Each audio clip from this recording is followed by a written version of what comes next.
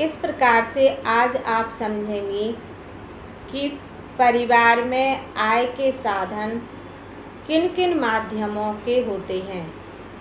परिवार की विभिन्न आवश्यकताओं को पूरा करने के लिए परिवार के विभिन्न सदस्य भिन्न भिन्न कार्यों में संलग्न होकर धन कमाते हैं।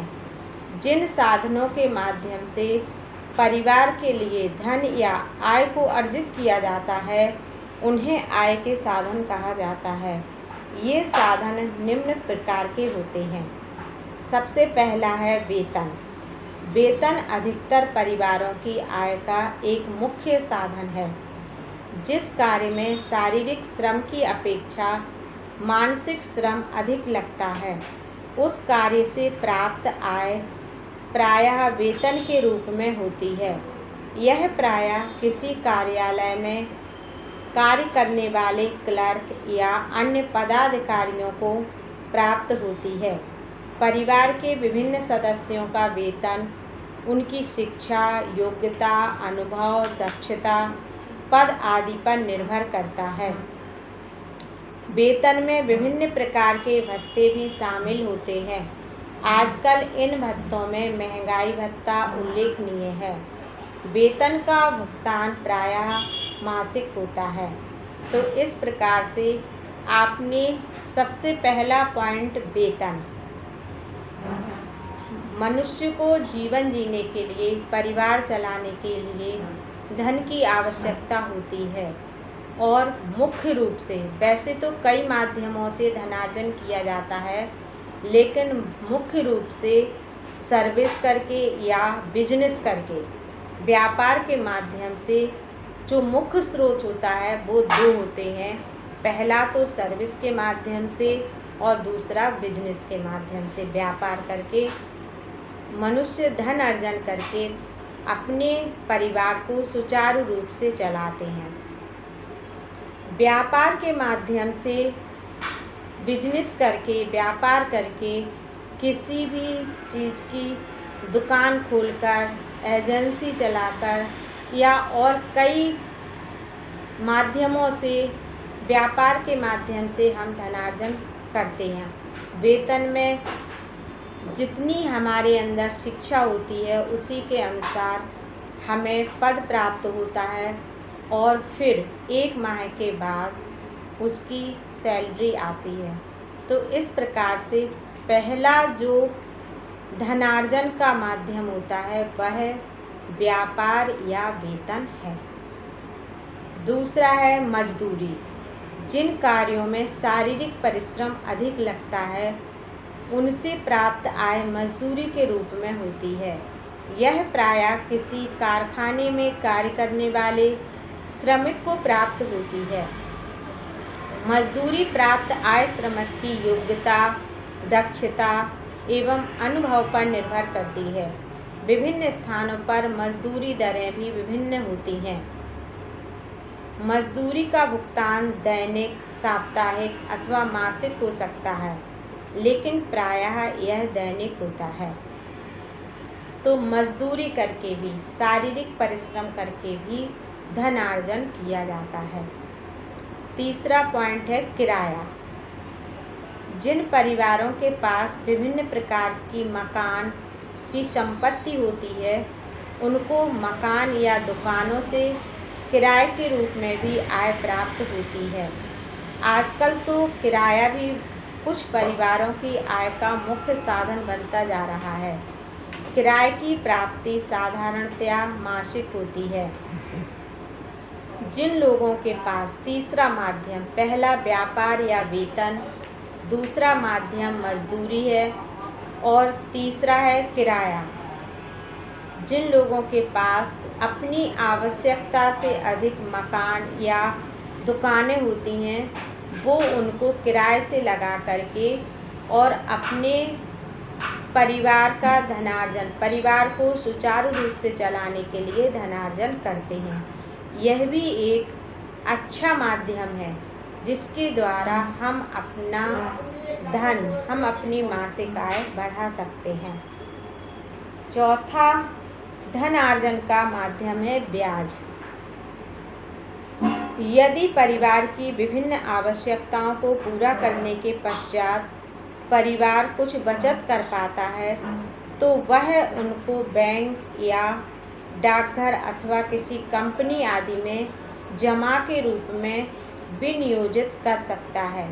इस प्रकार की जमा राशि पर उनको ब्याज के रूप में आय प्राप्त होती है। ब्याज की दर और राशि प्रायः जमा की हुई राशि पर निर्भर करती है। जितनी राशि आपने जमा की है बैंक या डाकघर में या किसी कंपनी में, उसका उसी हिसाब से आपको ब्याज भी मिलेगा। यदि अधिक अवधि के लिए अधिक पूंजी जमा की जाए तो उस पर ब्याज की राशि अपेक्षाकृत अधिक हो जाती है, क्योंकि उसमें ब्याज के साथ साथ चक्रवर्ती ब्याज भी चलने लगता है। तो इस प्रकार आपने आय स्रोत का चौथा माध्यम ब्याज समझा।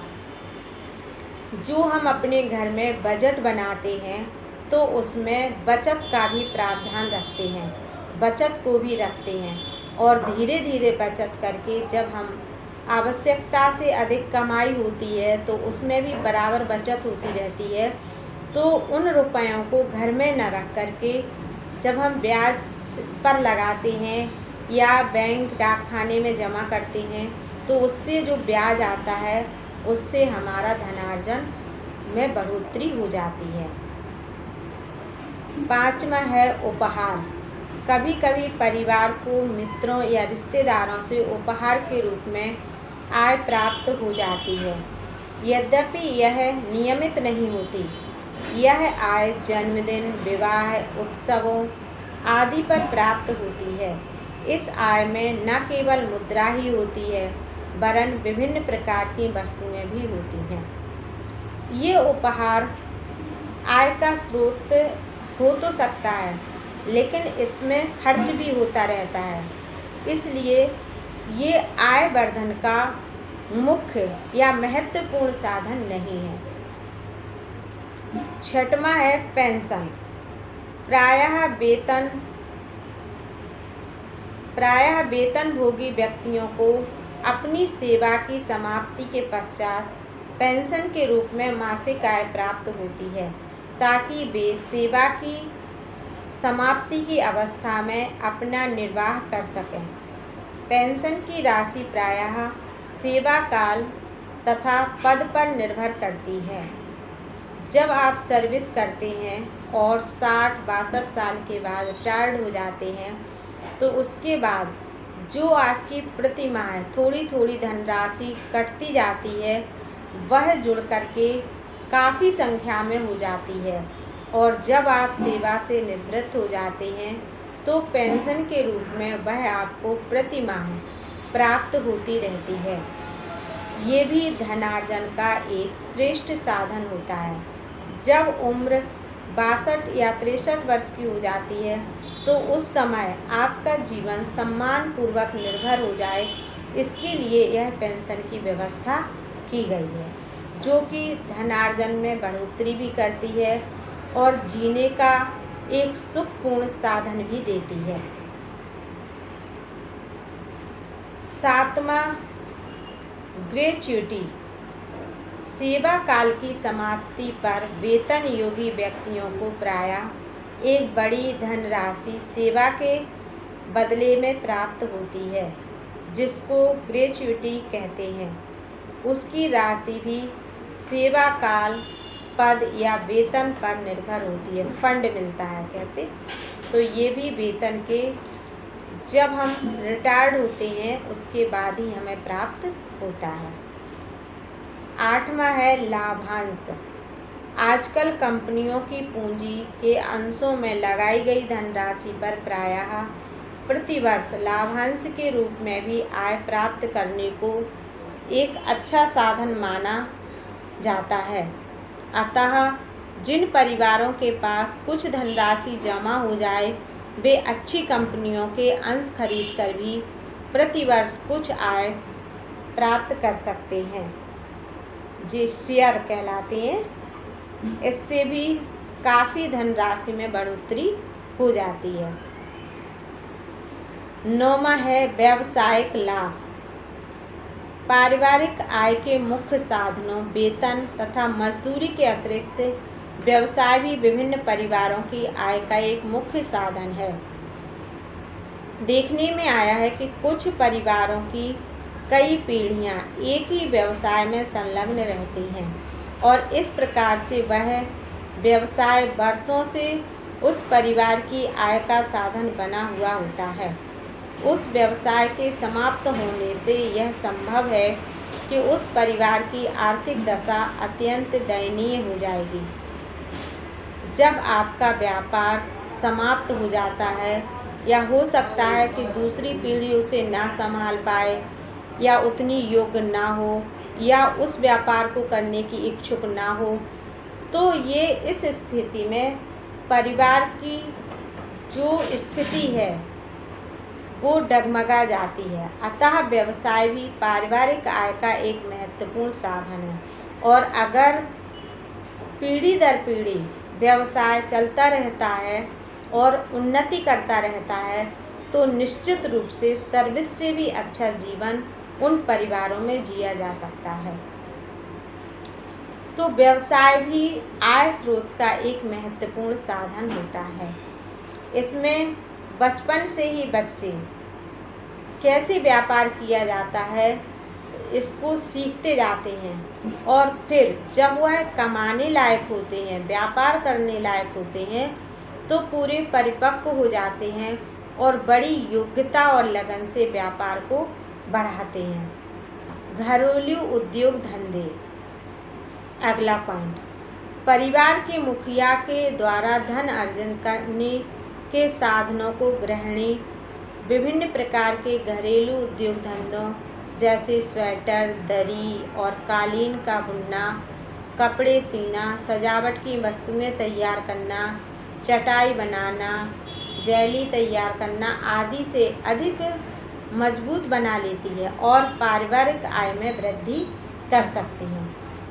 सर्विस वेतन से आय तो मुख्य रूप से या व्यापार के माध्यम से होती ही है, लेकिन गृहिणी भी अगर उसके पास समय है और उसको ज्ञान है तो वह अपनी कलाओं के माध्यम से सिलाई, कढ़ाई, बुनाई और कई प्रकार की सजावट के सामान तैयार करके, ट्यूशन आदि करके वो परिवार की आय को बढ़ा सकती है और अपने परिवार को सुचारू रूप से चलाने में सहयोग दे सकती है।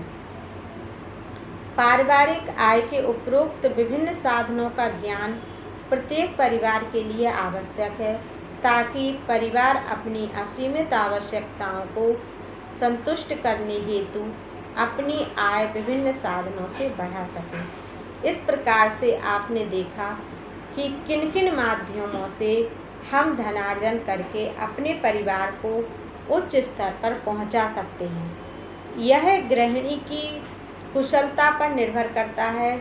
इसके लिए गृहिणी को शिक्षित एवं अनुभवी होना चाहिए तथा घर के प्रत्येक सदस्य को हर कार्य करना आना चाहिए जिससे कि वह अपने परिवार में सहयोग कर सके और अच्छी तरह से जीवन व्यतीत कर सके। धन्यवाद।